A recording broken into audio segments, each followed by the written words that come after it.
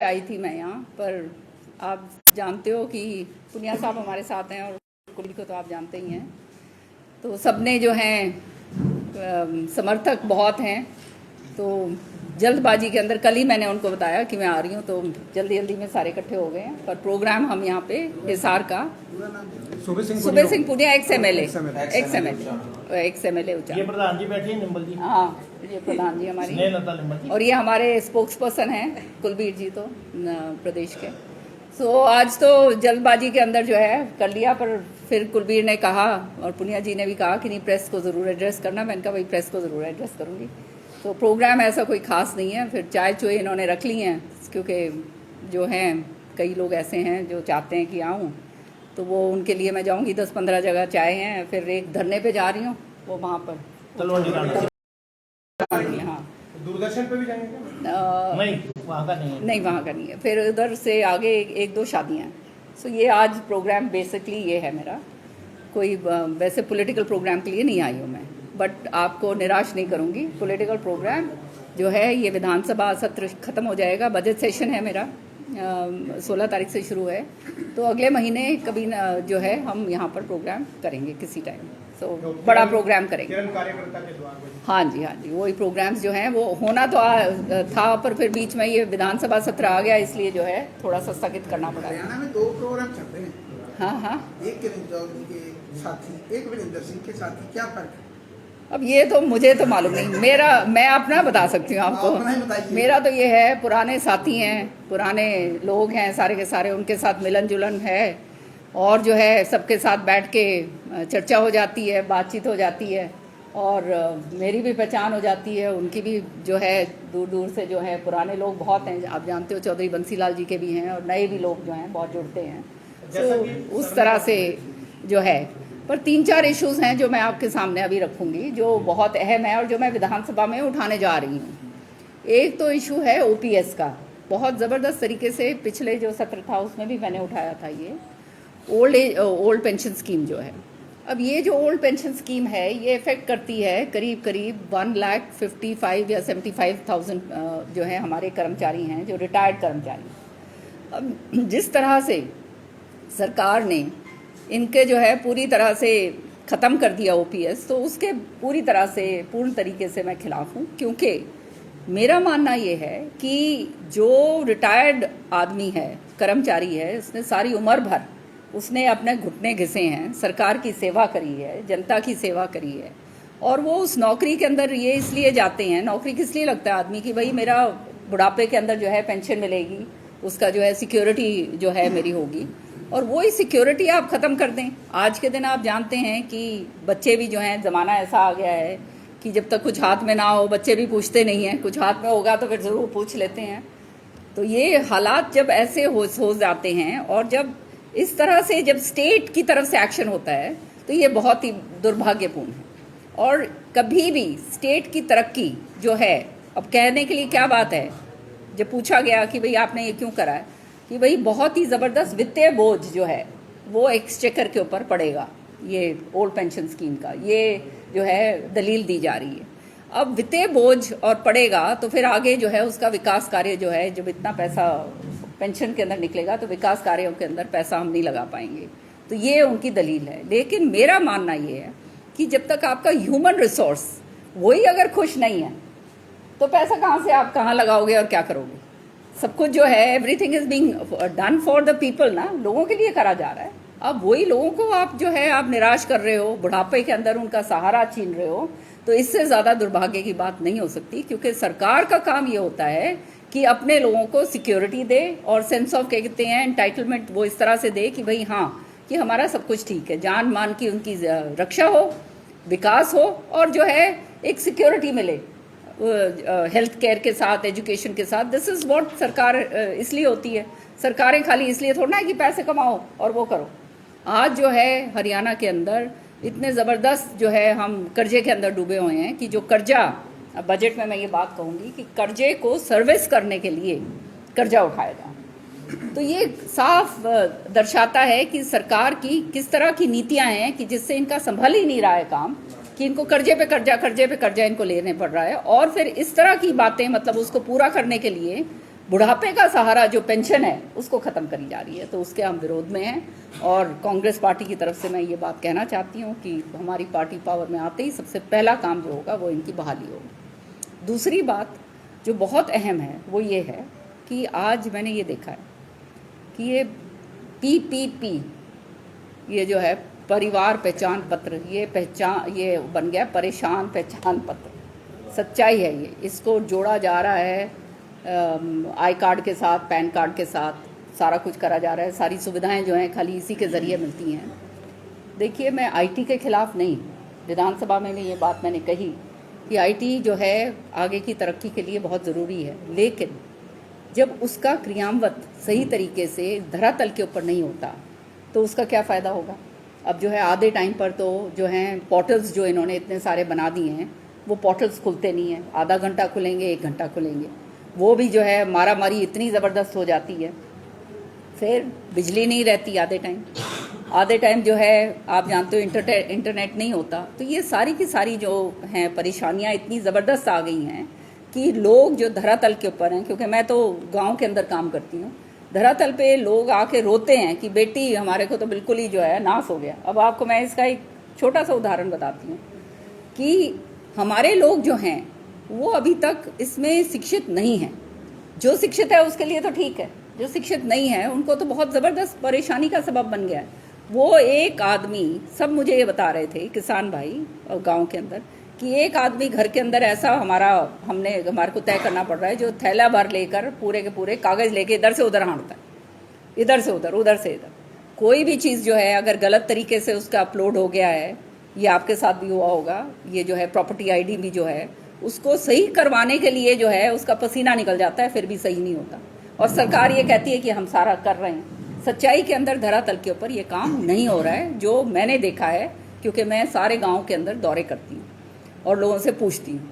तो ये जो काम जो ये है, और जैसे मैंने आपको बताया कि श्रुति चौधरी अपने पार्लियामेंट का दौरा कर रही थी लोहारू हल्के का, वहाँ एक बूढ़ा बुजुर्ग आया और उसने कहा कि बेटी हम तो कति मारे गए। तो श्रुति ने पूछा कि ताऊ क्या बात होगी, इतना क्यों, तू आंख में लाल आंख हो रही है और आंसू उसके निकल रहे। तो श्रुति को कहता है, उसने कहा बेटी तने क्या बताऊं कि ये जो है न्यू कमे हैं कि भाई ये पैन कार्ड के हुए और ये ID कार्ड और ये सारे के सारे ये ऊपर करने हैं और इकट्ठे करने हैं। ये कहते मैंने सारे लेके मैंने जमा चेप दिए, फिर भी मेरा कि मैं कौन हुआ। तो हंसी की बात ज़रूर है, पर ये ऑल्सो दर्शाता है कि किस तरह से लोग जो हैं इससे परेशान हैं। और मैं समझती हूँ ये परेशानी का जो सबब इस सरकार ने दिया है लोगों को, और 8,000 का अगर आपका बिल आ जाएगा, बिजली का बिल आ जाए, तो आपको जो है सुविधाएं से आप वंचित हो जाओगे। जो आपके पीले कार्ड हैं, आपका जो और जो सुविधाएं जो गरीबों को मिलती हैं उससे आप वंचित हो जाओगे। आपके अगर बिल्ली जो है आपने पाल रखी है उसको अपलोड करना पड़ेगा आपको। ये सच्चाई है, ये पता नहीं कहाँ से ये निकाल के ला रहे हैं इस तरह की चीज़ें कि वो बिल्ली अगर वो है तो इसका मतलब आप जो है उस 180 के दायरे के अंदर नहीं आते हो, आप अमीर बन गए हो। 3 कर दिया मैडम, 81 से 3 लाख है। अब 3 लाख भी क्या है आजकल के ज़माने में, आजकल के ज़माने में 3 लाख तो चुंगा भी नहीं है। सच्चाई ये है। तो ये सारा का सारा एक बहुत ज़बरदस्त परेशानी का सबब बनता जा रहा है, और ये इसको सरकार सही तरीके से इसको धरातल के ऊपर इसको इम्प्लीमेंट नहीं कर पा रही। अगर इम्प्लीमेंट करा जाए तो बहुत अच्छी बात, लेकिन इम्प्लीमेंट होगा कैसे, क्योंकि आपके जो सरकारी कर्मचारी बैठे हुए हैं, दूसरे जो बैठे हुए हैं, जो आला अफसर हैं जो हैं, कोई इसमें वो हाथ डालने के लिए तैयार ही नहीं। तो धरातल के ऊपर जो है इसकी इतनी ज़बरदस्त परेशानी हो रही है। फिर आपका ये इस पर आ जाइए आप, हमारे जो इतने सारे ये सरपंच भाई हैं ये बैठे हुए हैं, सारे के सारे टेंडरिंग का मामला है। अब देखिए, टेंडरिंग के मैं खिलाफ़ नहीं, लेकिन आपने एक पोर्टल, एक वो कहते हैं ना एक माध्यम और बना दिया भ्रष्टाचार का। आप कहते हैं कि 2 लाख रुपए जो हैं आप किसान उनको देते हो, सरपंचों को, उनको तो आपने चोर मान लिया, और जो है टेंडरिंग के ज़रिए आप सारा कुछ करेंगे। तो आप क्या समझते हैं वो टेंडरिंग का जो प्लेटफॉर्म बन रहा है वहाँ पे भी यही हाल होना है? ये कोई अलग बात तो होने वाली नहीं है। तो विधानसभा में इस बात को हम डिमांड करेंगे कि आप जो हैं कम से कम 2 लाख की बात आप कर रहे हो, ये तो बिल्कुल ही चुंगे की बराबर है, कुछ भी नहीं है। 2 लाख में तो जो है आजकल यहाँ से वहाँ तक एक नाली भी नहीं बन पाएगी, सच्चाई यही। तो इनको जो है कम से कम 15-20 लाख रुपए का जो है उतना इनको हक होना चाहिए। राजीव गांधी जी ने पंचायती राज किस लिए लागू करा था कि धरातल तक जो है पैसा पहुँचे और वो धरातल के ऊपर लोग अपने आप डिसाइड करें कि कहाँ वो पैसा गांव के अंदर लगना है, तब तो बात बनेगी, नहीं तो क्या फ़ायदा हुआ। अब अगर सरकार ने ही सारा कुछ करना है तो आप ये पंचायतों में ही ख़त्म कर दीजिए, सच्चाई तो ये है। तो ये जो कहानियाँ बन रही हैं ये सही नहीं है। तीसरा जो बहुत अहम मुद्दा है, पिछले विधानसभा में भी मैंने उठाया था, आप जानते हो विधानसभा में कोई भी ऐसे हर मुद्दा जो है मैं उठाती हूँ, वो है ये बेरोज़गारी का।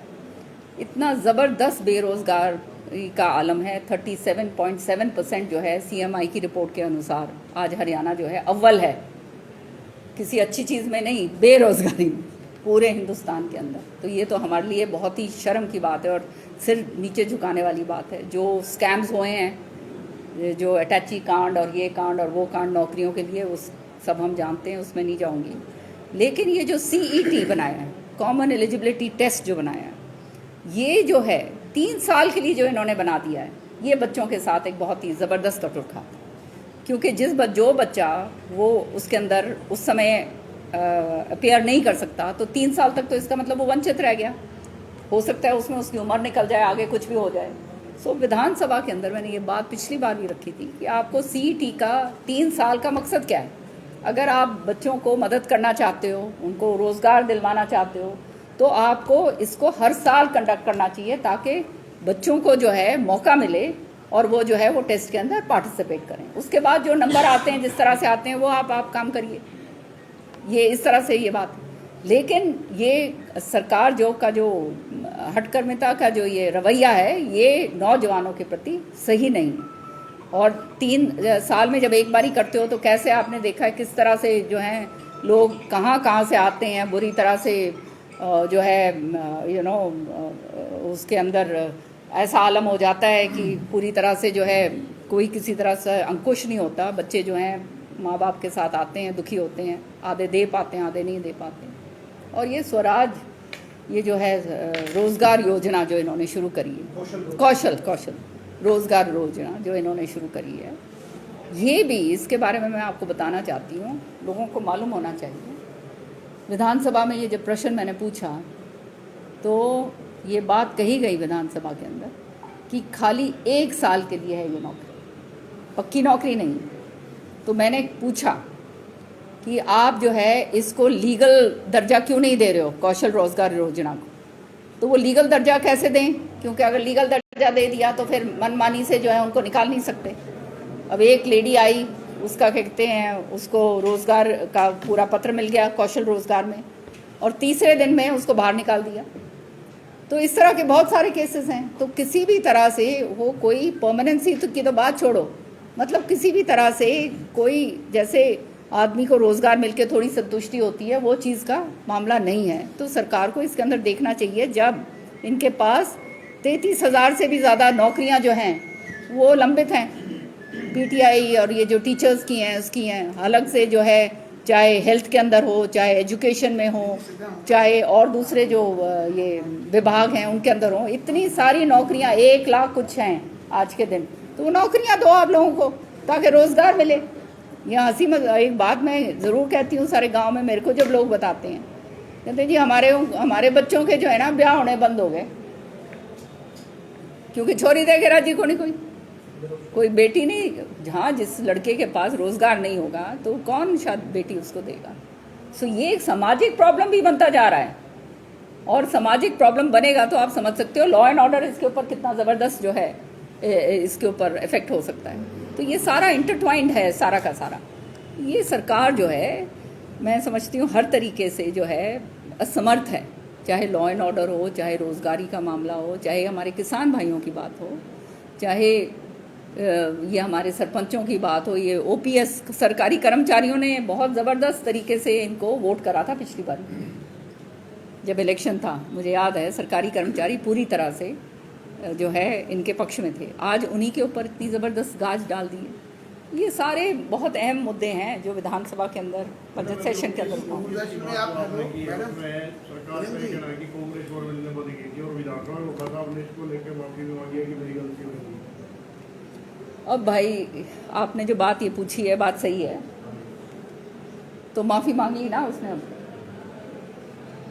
पता चल गया कि गलत है ये। मैडम आपने भी अच्छा, कहा कि अधिकारी जो है योजनाएं सही तरीके से लागू नहीं कर रहे हैं, तो आज हुड्डा साहब जो है जनता दरबार लगा रहे हैं, तो आपको लगता है कि सॉरी सीएम साहब जो है आज जनता दरबार लगा रहे हैं, तो आपको लगता है कि मतलब अधिकारी जो है बेलगाम है? सरकार जो है ना, सरकार का असली जो है काम का पता चलता है बिल्कुल टेल एंड पे, है ना। और जैसे जैसे समय निकलता जाएगा आप देखना, बेलगाम तो पहले ही हो गया सारा सिस्टम, और वो और भी बिगड़ता जाएगा। तो कितने ही आप मेले लगा लो, कितना ही कुछ लगा लो, जब आप कुर्सी पे बैठते हो तो नीचे क्या हो रहा है वो दिखना बड़ा दुर्भाग्य की बात यह है कि जो भी कुर्सी पे बैठता है उसको नीचे नहीं नज़र आता क्या हो रहा है। और ये हर एक के साथ है, ये किसी एक के ऊपर नहीं है, ये जो भी ऊपर बैठता है वहाँ पे उसको ये उसके साथ ये हाल ये पूछा दूरदर्शन पर तो नहीं जा रहे, लेकिन दूरदर्शन के वो दादे पे बैठे उनका समर्थन तो करते हैं आप। क्या दूरदर्शन पर? दूरदर्शन चंडीगढ़, हाँ यहाँ से शिफ्ट कर दिए, यहाँ से उठा के पंचकुला ले जा रहे हैं। चंडीगढ़ शिफ्ट अच्छा, कर दिया। चंडीगढ़ ओके, शिफ्ट हाँ। वो बैठे हैं यहाँ 66 दिन से। उनका धरना तो लगा 1.5 महीने। उनका धरना चल रहा है। अच्छा अच्छा अच्छा था कि आप वहाँ भी जाएंगे। नहीं नहीं, मुझे तो देखिए दूरदर्शन के बारे में बोला नहीं गया है, और दूसरी बात यह है कि दूरदर्शन की जो मामला है पूरा मुझे पता नहीं है, तो इसलिए उसके ऊपर मैं टिप्पणी करना ठीक नहीं समझती। बंद हो कर दिया। अच्छा। 15 दिसंबर से चंडीगढ़ शिफ्ट कर दिया, ये सिर्फ खाली पड़ा है। अच्छा। 32 कर्मचारी बेरोजगार हो चुके हैं, परमानेंट दूर दूर तक ट्रांसफर कर दिए। बिल्डिंग ये है, रहेगी बस। वो चाहते हैं ये वापस आए। देखो अब ये इससे एक उदाहरण देके मैं बताती हूँ। आईटीआई है हमारे तुशाम के अंदर, चौधरी सुरेंद्र सिंह जी के नाम का आईटीआई है, और वहाँ पे मेरे ख्याल में सालों साल से वहाँ पे लोग जो हैं, ये जो इंस्ट्रक्टर्स हैं वो उनका काम कर रहे थे। अब ये कौशल रोजगार योजना जो परमानेंट भी नहीं है, उसके अंदर इन्होंने वो नियुक्तियाँ तय करी हैं और उनको वहाँ भेज दिया, और जो लड़के वहाँ काम कर रहे हैं 500 ऐसे लोग हैं पूरे हरियाणा के अंदर, 500-600, वो सारे बेरोजगार। तो ये तो काम है इनका, रोजगार ही नहीं देते, ये बेरोजगार करते हैं। मैडम आप कांग्रेस की बड़ी नेता हैं, कांग्रेस के संगठन के चुनाव कब होने वाले हैं बताएंगे? ये तो आप उससे पूछिए ना जो संगठन चला रहे हैं। अच्छा, वो ये कहते थे कि हमारे को कमांड मिल जाएगी तो 1 महीने में हम संगठन खड़ा कर देंगे, जबकि कुमारी शैलजा देख को, ली। अशोक तंवर को नहीं खड़ा करने दिया गया संगठन। देख लिया ना, अब सामने तो है। ये कांग्रेस में भी कार्यकर्ता जो है इतने पुराने हैं, तो इनके लिए बेरोजगारी ही है, इनको पद तो मिल भी रहे, तो ये भी बेरोजगारी है। कांग्रेस नेता भी बेरोजगार हो रहे हैं। एक सवाल मेरा है। नहीं देखो सुनो,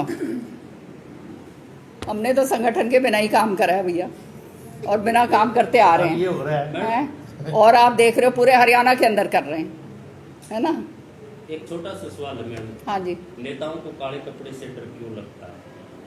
आज किसान मेला लगा हुआ है और मुख्यमंत्री जी वहाँ आए हुए हैं, तो किसानों को जो भी पगड़ी जैकेट या कुछ भी पहना हुआ अंदर नहीं जाने दिया, तो आपका क्या कहना है? भैया मेरे को तो डर लगता नहीं, बाकियों की बात करूं क्या? हाँ, मैडम आगे मैं इन चीज़ों में मैं कभी नहीं डरती, मैडम पेंशन के बारे में एक छोटा सा सुझाव है। क्योंकि अगर कोई विरोध हो रहा है तो उस विरोध को समझना चाहिए कि क्यों है वो विरोध, और उसका समाधान निकालिए। जब आदमी विरोध तभी करता है जब कहीं दुखी है ना। तो मैं समझती हूँ इन चीज़ों के अंदर जो है डरना नहीं चाहिए। क्या डरने की बात? किरण चौधरी के रूप में मैडम एक तेज तर्रार नेता माना जाता था हरियाणा के अंदर, और लेकिन आजकल वो तेज तर्रार जो नेता है नजर नहीं आती है, तो कहाँ गुम है? और दूसरा कोई नया कोई बड़ा फैसला कुछ आप ले सकती हैं भविष्य की राजनीति को लेकर?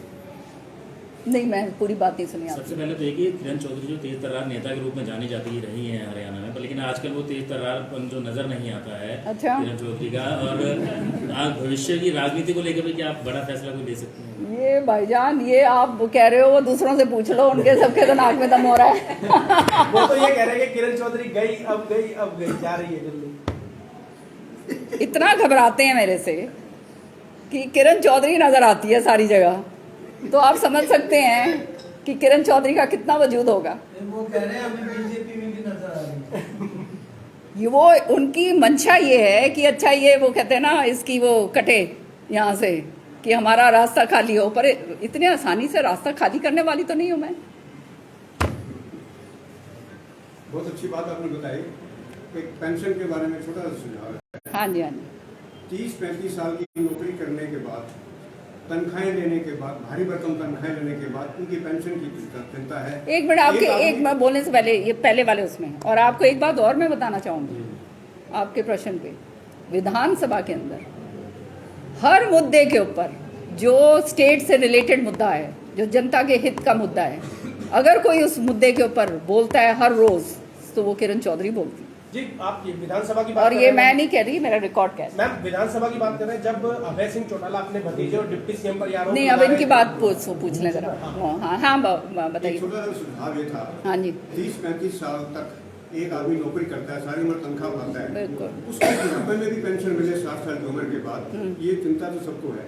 लेकिन एक आदमी सारी उम्र टैक्स देता है, 60 साल के बाद क्या तुम सोचा है कि इसने इतने लाखों रुपए करोड़ रुपए टैक्स दिए हैं, तो इसने बुढ़ापे का भी ख्याल करें। ऐसी कोई योजनाएं बनाओगे कभी आपके दिमाग में कभी आती है? मतलब आदमी ने टैक्स दिया है 35 साल तक, 40 साल तक, हाँ। और 60 साल की 65 साल की उम्र में आने के बाद उसका बुढ़ापा कैसे गुजरेगा, इसके बारे में कभी सोचा है? ये पेंशन बहाली हो जाए वही बहुत होएगी भाईजान। सरकारी आदमियों के लिए तो बात कर रहे हैं, हाँ। लेकिन जो प्राइवेट आदमी है, आम आदमी है, दुकानदार आदमी है, छोटा दुकानदार है, सारी उम्र बेचारा देखो, टैक्स देता है, आपको बुढ़ापे में उसका कोई सहारा नहीं है। मैं कभी भी गलत बात कहती नहीं, ना गलत बात की सहमत होती हूँ। स्टेट जो है हर एक आदमी का तो वो नहीं देख सकती ना, ये तो आप उन्हीं का देख सकती है जिन्होंने काम करा है स्टेट का। काम ये नहीं करे जिनकी टैक्स से उनको तनख्वाह मिली है, जो सारे में टैक्स देते हैं, टैक्स उससे उनको तनख्वाह मिली है। नहीं, वो टैक्स जो आप देते हैं उस टैक्स से फिर आपको सुविधा भी मिलती है ना। और एक मिनट प्लीज, टैक्स का मतलब क्या होता है? ये सिटीजन का जो है, ये अपने देश के प्रति जो है आप जो दे रहे हो, उसी से तो आगे ये टैक्स के जरिए ही तो ये सारे काम बन रहे हैं। वो टैक्स नहीं देंगे तो बात नहीं बनेगी। बुढ़ा तो वो भी होता है, उसके बारे में कुछ होता है ना? नहीं, बूढ़ा तो जो काम पे, जो नौकरी पे होता है उसको पेंशन मिलनी चाहिए, अब जो नहीं है, और जो नहीं है उसको अपने आप देखना पड़ेगा भैया। हर एक जगह तो स्टेट नहीं देख ये मेरा सकती। पॉइंट है, उसके बारे में मैडम आप नहीं, विधानसभा हर में- जगह स्टेट नहीं देख सकती, गलत बात मैं नहीं कहूँगी। हाँ, बुढ़ापा पेंशन जो है वो दी। अब बुढ़ापा पेंशन इन्होंने 5,151 रुपए कहा था। बुढ़ापा पेंशन उनको मिलती है जिन्होंने कभी टैक्स नहीं दिया, जो टैक्स मानदेय है वो, उनका मानदेय है। टैक्स और नहीं टैक्स का जो ये है, ये इस चीज़ के अंदर हर एक चीज़ अगर स्टेट ही अगर देखने लग जाएगी तो फिर तो ये तो डेमोक्रेसी वाली बात ही नहीं रहेगी। वेलफेयर गवर्नमेंट होती है। वेलफेयर गवर्नमेंट होती है ना, कंट्रीज में तो मैम दे रहे हैं। डेवलप वहाँ पर आपको मालूम है कितना? मैं I had gone to Finland just now a few year, थोड़े दिन पहले। एक दुकानदार, एक मिनट आप मेरी बात सुनिए। वहाँ पर आपकी जितनी आपको तनख्वाह मिल रही है या जो भी आप काम कर रहे हैं, आपके उससे 75% टैक्स दे रहे हैं लोग। यहाँ नहीं है वो। आप ये कह रहे थे मैम कि विधानसभा में आप मुखर होकर विरोध, मतलब जो भी सत्ता पक्ष से सवाल करते हैं, तो अभी पीछे वाकया हुआ था चौधरी अभय सिंह चौटाला, जो कि अपने भतीजे और डिप्टी सीएम पर आरोप लगा रहे थे कि इन्होंने भूमाफिया खड़ा कर दिया हिसार में एयरपोर्ट बनाने के नाम पे। तो उसी टाइम पे नेता प्रतिपक्ष और आपकी पार्टी के नेता भूपेंद्र सिंह हुड्डा ने एक चुटकुला सुनाकर उस मतलब पूरे मामले को उन्होंने एक तरीके से खारिज कर दिया, जबकि होना ये चाहिए था कि उन्हें उनका समर्थन करना चाहिए था, क्योंकि वो सरकार विरोधी बात भी कर रहे थे और जनता के हित की बात कर रहे थे। इस पर क्या कहेंगे? मेरा मानना ये है, विधानसभा जो है वो चर्चा का माध्यम है, और जनता के हित की बात जो है वो हम विधानसभा में रख सकते हैं, तो वो हमारे को हर तरीके से रखनी चाहिए। और विपक्ष एक मतलब एक जिम्मेदार विपक्ष होने के नाते वो हमारे को जोर शोर से रखनी चाहिए। और मेरा पर्सनल मानना ये है कि क्योंकि मैं भी दिल्ली विधानसभा की वो रह चुकी हूँ, मैंने वो ये डिप्टी स्पीकर रह चुकी हूँ मैं, सो मैं जानती हूँ कि ये जो भी इलेक्टेड आदमी आता है उसका हक होता है विधानसभा के अंदर बोलने का, क्योंकि वो इसलिए उसको इलेक्ट करके भेजा जाता है, खाली मूर्तियां बना के तो नहीं भेजने के लिए जनता भेजती। सो उसका जो है, उसका जब विशेष अधिकार का हनन की बात आती है तो ये एक बहुत ही अहम मुद्दा है, और ये बहुत जल्दबाजी के अंदर इस चीज़ को नहीं उठाना चाहिए। और जिस तरह से उठाया गया वो गलत था, क्योंकि मैंने तो ये संचालित करा हुआ है, पूरी की पूरी विधानसभा संचालित करी हुई है, तो मैं जानती हूँ ये गलत तरीके से ये करा गया था और इस तरह से नहीं होना चाहिए था। ये परंपराओं के जो हमारे संसदीय परंपराएं हैं उसके विरोध में। ये मुद्दा उठाने का तरीका गलत हो सकता है, लेकिन जो बात थी मुद्दे की उसके ऊपर बात कर रहे हैं। मुद्दे पे जैसे मुद्दा ने उनका समर्थन उसका बात का जवाब नहीं दिया उन्होंने, उनका साहब ने बात को खत्म कर दिया। बाकी लोग आप नहीं बोल रहे। ये उनसे पूछो। मैम, जो तलवंडी राणा पे जो लोग बैठे हुए हैं, दर्जनों गांव इस रोड पे आते हैं और उनकी मांगों को नहीं पूरा किया गया, 2 महीने के करीब हो गए धरने पे बैठे हुए, तो इसके बारे में आप क्या कहेंगे? मैं जा रही हूँ अभी समर्थन के लिए, वहाँ पे तलवंडी राणा में जा ही रही हूँ। कुलवीर जी ने मुझे बताया था उसके बारे में, वहाँ जाके उनको समर्थन दे के आएंगे। मेरा मानना ये है कि जनता के सहूलियत के लिए सरकारें बनती हैं, और वो सहूलियत ही आप अगर हटा रहे हो तो फिर जनता कहाँ जाएगी? फिर तो जनता वोट के जरिए जो है आपको जवाब देगी, समय आएगा। हाँ, उससे पहले कुछ नहीं हो सकता। पर तभी मैं हमेशा कहती हूँ कि वोट जो है बहुत सोच समझ कर देनी चाहिए। वोट ना तो जात पात पे जानी चाहिए, वोट ना किसी भाई भतीजेवाद पर जानी चाहिए, वोट कोई और भी उस पर नहीं जानी चाहिए। वोट केवल इसलिए जानी चाहिए कि हमारे इलाके का विकास कौन करेगा, कौन साफ सुथरा हमारे जनता का प्रतिनिधि है, कौन जो बात जो झूठा नहीं है। अगर ऐसे लोगों को आप वोट दोगे और उनको आगे लेकर आओगे तो फिर जनता का भला होगा, नहीं तो जो हो रहा है वैसे होता ही आएगा। मैडम, आपको क्या लगता है इनकी मांगे पूरी होगी? अब ये तो मुझे मालूम नहीं है बहन जी, ये तो मैं अगर वो होती गडकरी जी होती तभी बता पाती। ठीक है मैम।